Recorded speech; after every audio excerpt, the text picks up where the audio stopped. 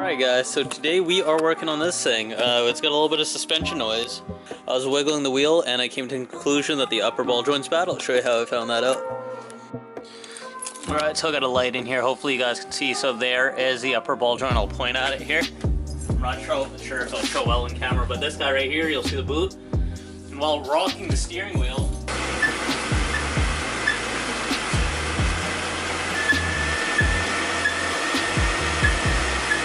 well, you could hear that squeaking too as well. It just developed that earlier, but let's get started on to taking the wheel off and looking what's involved to change that upper control arm out.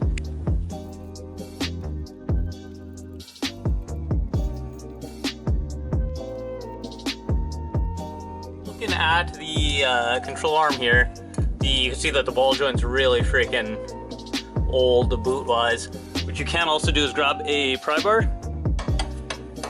Find a good place to pry down, and what we're going to do is pry down onto the control arm, and you can see that thing's smoked. That thing is just onion rings, man. So what we can do is change out the ball joint, which involves pressing it out, or buy a whole control arm, which is a little bit more work, but I think in this case it'll be easier, so that way we don't have to press anything. No special tools are needed. We do run the risk of maybe snapping a bolt, so that's something you got to take into consideration, and the extra money for it. But for the price wise, a couple bucks more for a control arm, I think it's worth it. And that's probably the way I'm going to go ahead and change this out.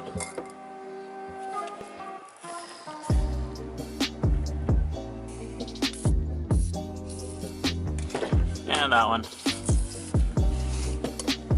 The bolt there, you'll see the nut. Also what you want to do, grab a wire brush or whatever you can, like a plumber's brush. Usually works pretty freaking good for this stuff. The stuff that they use to clean out copper pipe.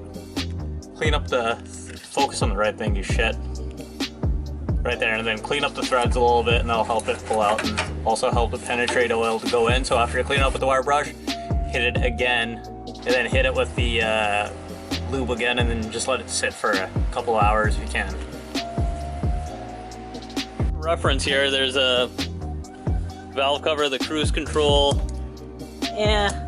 power steering line, and then this bolt right down here. It's the only bolt that's in the middle of the strut tower. That one you'll take out. That'll be on the one side of the A-arm. The other one is, every old man car has got a rag in the engine bay. Right here by the brake line. That bolt right there is some stuff in the way, but there you go, it's in focus. So a couple hours passed, we got these bolts all soaked down here. The key is to use that wire brush. That really helps. Like, you can start seeing the threads on that one here. So all we got to do is come up here and remove those 14mm bolts. Alright, so I'm going to use a 14mm shallow. We have it pretty freaking loose.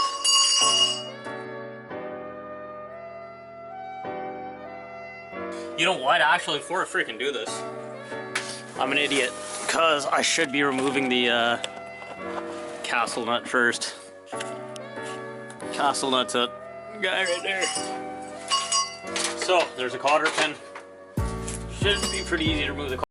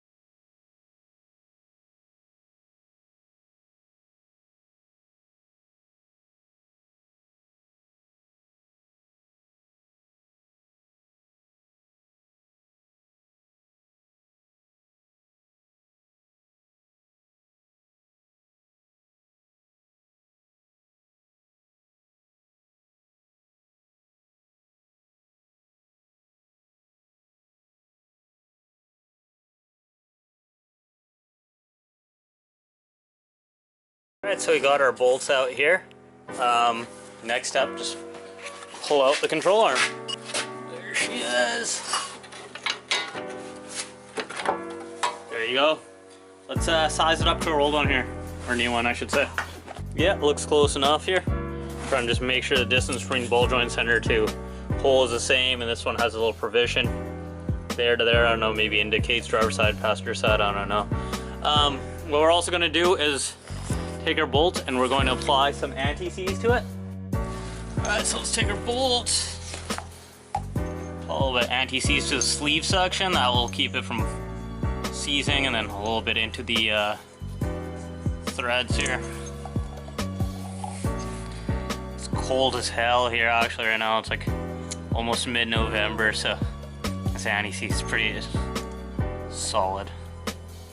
Okay, so we got our bolts tight, ran down but not tight. You just want a little bit of movement in it because we're going to tighten them down on the ground.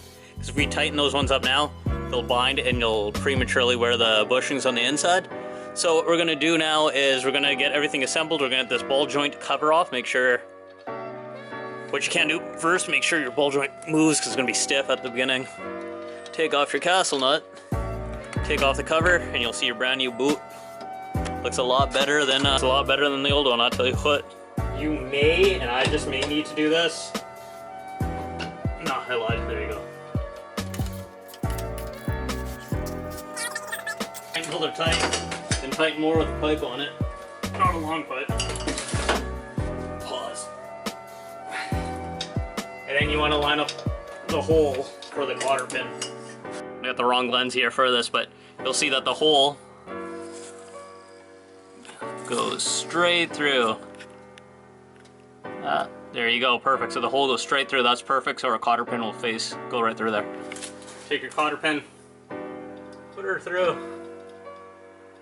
Okay, so we are all assembled up here, everything's all good. We're gonna get the wheel back on, clean up our mess. And then we're going to, once the vehicle's on the ground and off the jack, we're gonna tighten the two 14mm control arm bolts while it's on the ground and tighten them up, snug them right up.